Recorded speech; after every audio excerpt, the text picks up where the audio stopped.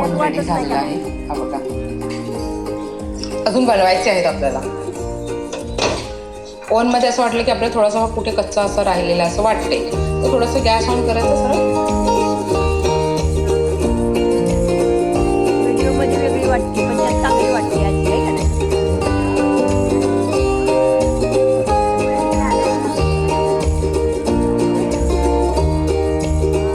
Gas on करते,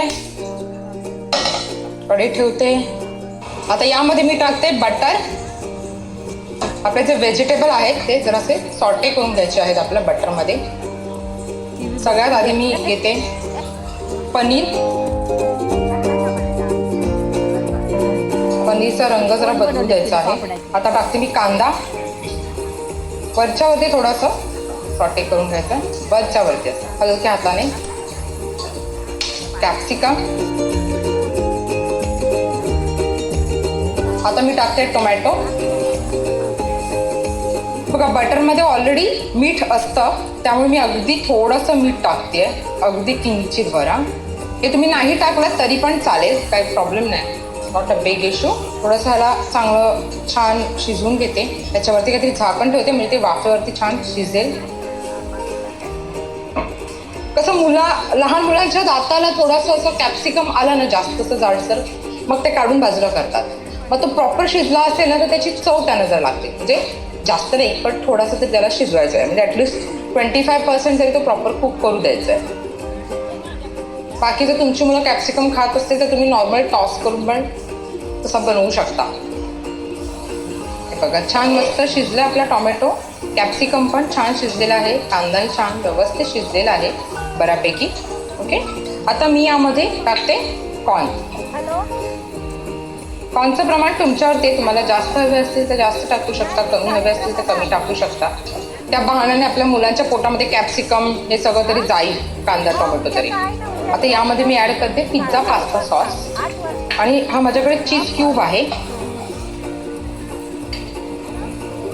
हे पण छान बेल्ट होईल आता याच्यामध्ये. ठीक आहे, हे बघा, आता हे सगळं मी एकत्र करून घेते अशा पद्धतीने. आणि आता मी गॅस बंद केलेला आहे. हा, तुमच्याकडे जर चीज स्प्रेड असेल तर तेही तुम्ही यामध्ये टाकू शकता. आपल्याला यामध्ये टाकायचे आहे चिली फ्लेक्स. थोडीशीच टाकते मी, कारण आपला पापड जो आहे तो जरा तिखट आहे, त्यामुळे मी काय जास्त चिली फ्लेक्स नाही टाकत आहे. माझ्याकडे ऑरेगॅनो नाही आहे, तर मी माझ्याकडे मिक्स हर्ब्स आहेत ते मी टाकते. ते छान एकत्रित करून घ्या.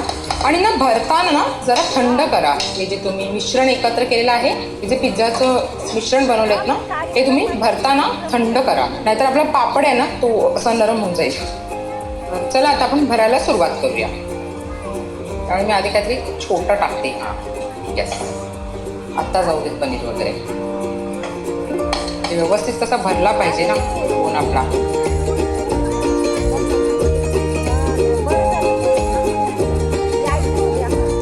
यामध्ये आपण एक अजून करू शकतो असं, या पद्धतीने ग्रीन अँड ऑरेंज.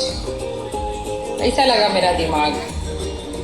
आता चीज आलं की मध्ये त्याला स्प्रेड करते की झाला तिरंगा कलर.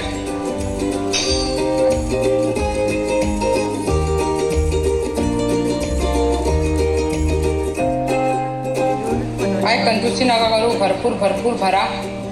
खाल मध्ये पर्यंत पूर्ण जाऊ द्या स्टफिंग.